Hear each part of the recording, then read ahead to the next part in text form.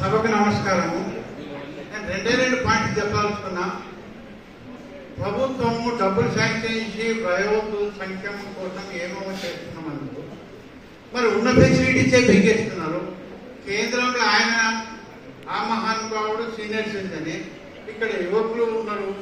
పక్క రాష్ట్రాలలో మహారాష్ట్రలో, ఆంధ్రలో సీనియర్ సిటిజన్కు బస్సులో 50% కన్సెషన్.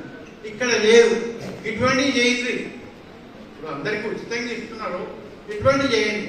తర్వాత ఇంకోటి ఏంటంటే, ఇక్కడనే ఉన్నటువంటి సీనియర్ సిటిజన్ చెప్పుకుంటున్నాం, వీళ్ళు చేస్తారు కాదు, ఏం చేస్తారు. పల్లెల్లో ఉన్నటువంటి కోడళ్ళు, కొడుకులు, మనమలతో సమావేశం ఏర్పాటు చేసి వాళ్ళకు సేవ చేయండి అని చెప్పారా? ఇక్కడ మనం చెప్తే చేయాలంటే మనము చేపించుకుంటాం, ఎవరిని అడుగుదాం? అక్కడే అయిపోవాలి.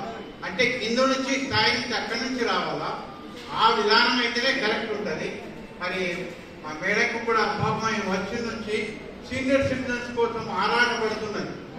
ఆమె ఏమేమో చేస్తున్నది. ప్రభుత్వ సంక్షేమ పథకాన్ని పైకి తీసుకురావాలని ప్రయత్నం చేస్తున్నది.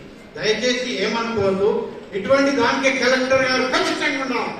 ఈ ప్రోగ్రామ్ కలెక్టర్ గారు లేకపోతే ఎవరు వస్తారండి? మరి వారు ఉండాలా. ఇటువంటి దానికి ఏమున్నా కానీ ఫస్ట్ నాడు వయోవృద్ధ దినోత్సవం ఉంది. ఈ రోజు ఏ మీటింగ్ వద్దని కలెక్టర్ తలుచుకుంటే చెప్పచ్చు. దయచేసి ఇటువంటి విషయాలు చెప్పండి. మీరు చెప్పేసి ఏమైనా చెప్పుకున్నారంటే వాళ్ళ సమక్షంలో చెప్పుకున్నారు. మా రామ్మోహన్ రావు గారు పాపం గత 2 సంవత్సరాలు అడుగుతూనే ఉన్నారు. ఆయన హాస్పిటల్ కిందికి అయిపోయింది. వెళ్ళే సెంటర్ కాబట్టి వెళ్ళే సెంటర్ లేదు, ఏం లేదు. ఆ రకంగా జరుగుతుంది. అందుకోసం మొట్టమొదటి ఇవన్నీ ప్రభుత్వ తరఫు నుంచి మాటలు కాకుండా చేతలు చేయండి. చాలు. Thank you.